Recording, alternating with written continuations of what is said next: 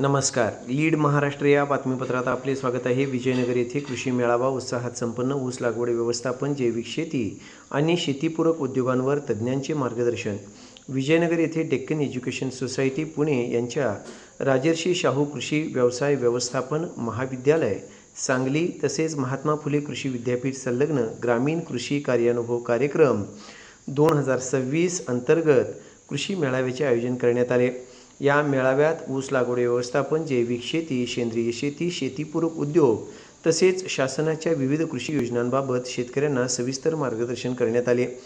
कार्यक्रमासाठी IPL बायोलॉजीचे कृषी तज्ज्ञ आशिष माळी आणि कृषी उद्योग व्यवसाय मार्गदर्शक उदय माळी हे प्रमुख मार्गदर्शक म्हणून उपस्थित होते.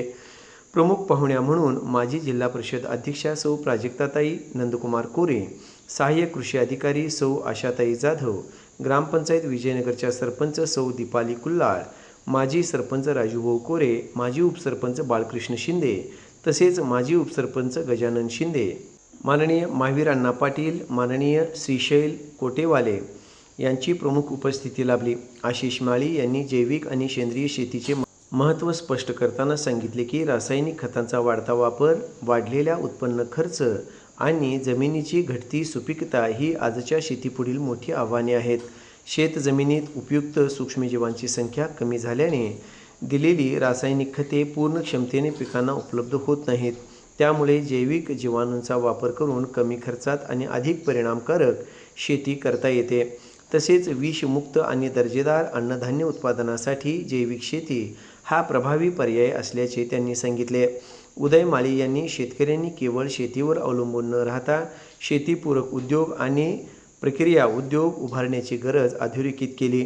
त्यांनी महाराष्ट्र शासन आणि केंद्र शासनामार्फत राबविण्यात येणाऱ्या विविध योजनांची माहिती देताना PMFME योजनेअंतर्गत प्रक्रिया उद्योगांसाठी उपलब्ध असलेले 35% अनुदान आणि व्याज सवलतीबाबत माहिती दिली.